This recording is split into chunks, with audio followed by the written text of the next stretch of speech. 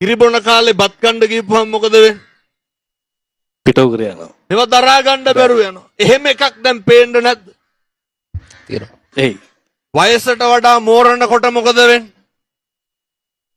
මේ ක්‍රමය මේ අහලත් ඇති අර තියෙනව නේද? දරුවෙකුට හැදෙන්න තියෙන්න ඕන මොනවාද? සමාජ විද්‍යාව උගන්වන්නේ ආරයයි පරිසරයයි නේ. ආරයේ සහ පරිසරයේ ගැටලු මත තමයි දරුවම මේකට ඉලක්ක කරගත්තොත් වටිනවා. අපේ ප්‍රෝග්‍රෑම් එකත් තුරුණු සිතනේ.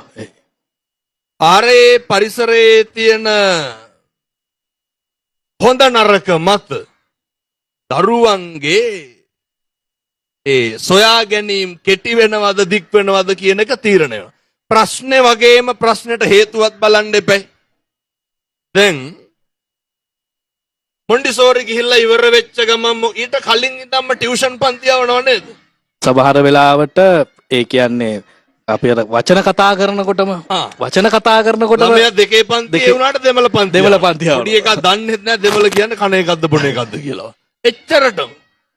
එතකොට මේ ආරයේ පරිසරයේ තියෙන උත්තේජනය මත තමයි ඒ දරුවා තමන්ගේ ජීවන පැවැත්ම තුල හරි දේ මොකක්ද වැරදි දේ මොකක්ද කියන එක තීරණය වෙන්නේ. පොඩි කාලේ ඉඳන් පුරුදු වෙන්න ඕන යමක් ගැන හිතනකොට කෙටි ක්‍රම ගැන කියනකොට මේකත් හිතන්න ඕන. එකපාරම ඔළුවට එනවා ඉක්මනට කොහොමද දියුණු වෙන්නේ? ඉක්මනට කොහොමද මේක කරගන්නේ? මේ මාස 4 පාඨමාලාව 3 පාඨමාලාව 2 පාඨමාලාව මේ වගේ ගිහිල්ලා දරුවෝ හොයනවා මේ බොහොම ළඟ දෙයක්. අවුරුදු 2කින් දසලක්ෂපතියෙක් වෙන සරල ක්‍රම. එතකොට මේවා නොලැබුණාම මේවා දරා ගන්න බැරුව වෙනවා. මතකද අර පොඩි කාලේ කතාවක් අහලා තියෙනව නේද? මිනිස්සයා ගේ ඉස්සරහට වෙලා කල්පනා කර ඉන්නවා. මොකක් ගැනද?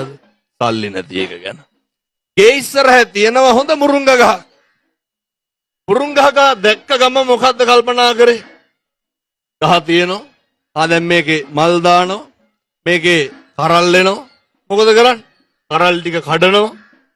විකුණනවා, මිටි බඳිනවා, විකුණනවා, විකුණලා ඉවර වෙලා කරත්තයක් ගේනවා.